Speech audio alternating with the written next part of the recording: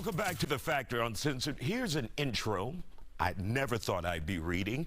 Young people are choking each other during sex, but experts say they don't know the risks that are involved. Now, according to a study published in the academic journal Archives in Sexual Behavior, porn is the most common way young people are finding out about strangulation during sex.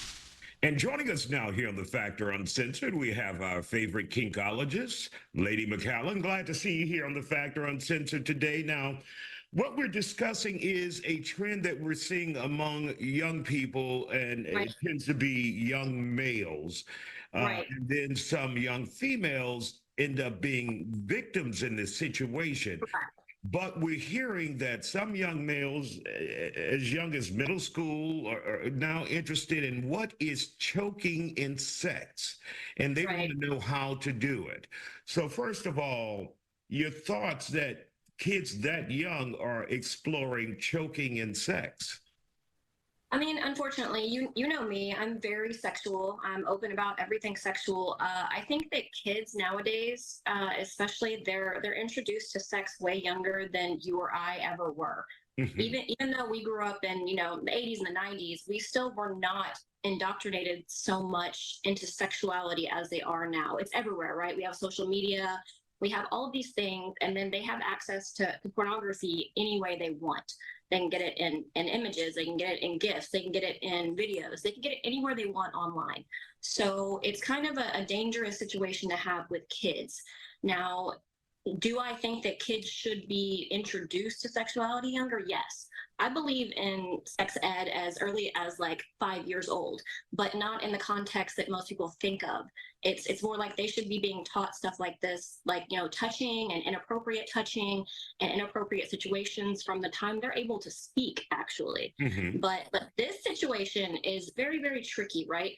Because you have before we go on, Lady McCallum, first of all, if there's an adult out there that may have lived under a rock, explain what choking is during sex. Okay, so autoerotic asphyxiation. You can do it to yourself or you can do it with a partner. Now, it's very dangerous and it is in no way safe. This is the thing with a lot of kinks and a lot of BDSM things is it's never inherently safe. It's just, and that's actually part of the thrill, right? It's literally exactly what it sounds like. It's choking during intercourse. It could be during foreplay or just the actual act of it itself can be the actual sexual act. Some people don't even do sex, they just choke, and that gets them off, so to speak.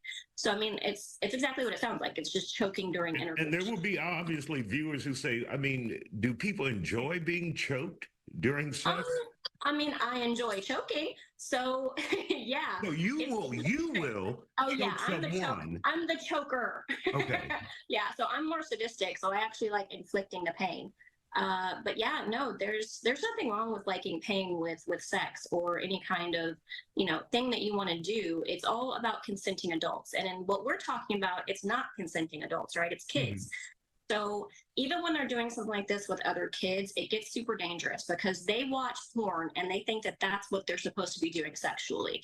And the reason is because their parents, their counselors, their school people, they aren't telling them the proper way to have intimacy from a younger age. We're preaching all of the abstinence, and that's fine if that's what you want.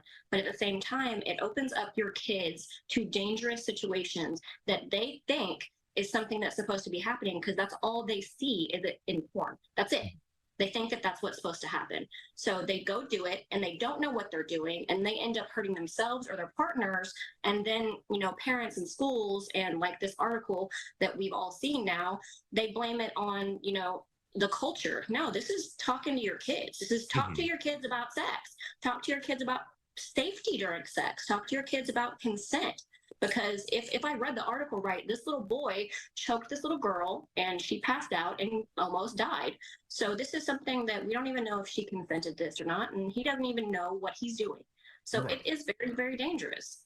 And you could end up with criminal charges even though you didn't intend to harm this person. Exactly. And that would essentially be manslaughter, reckless behavior that causes possibly a death.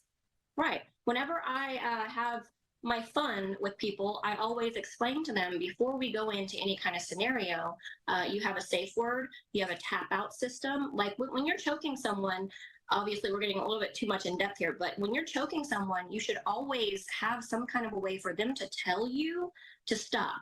Even if they can't verbalize it because you're choking them, there should be a way for you to, like, I don't know, tap your arm. Literally, there's got to be a way. You have to have some kind of a safety measure put into place before it happens. And this is for kids as well. I mean, we were all kids once. We were all horny teenagers. We know how this goes. We want to try things.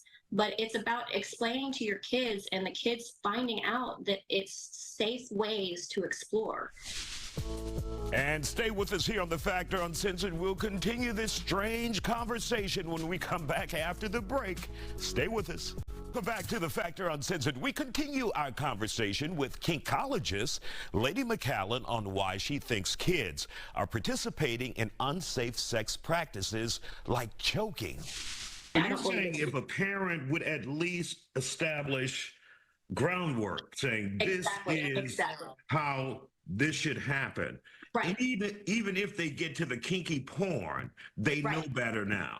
Exactly, because porn is just, it's fake. It's most of it, and I would say 99.9% of porn is completely fake scenarios that would never happen in real life. Now, if this is the only outlet your child has to see sexual behavior is pornography, of course they're going to think that's normal. Of course they're going to think hurting someone, choking someone, punching someone is normal because they have no other reference point. And that is on the parents. And of course, you can't just, if you find out your child was doing this, you can't just say to them, no more porn without giving them that conversation. Exactly.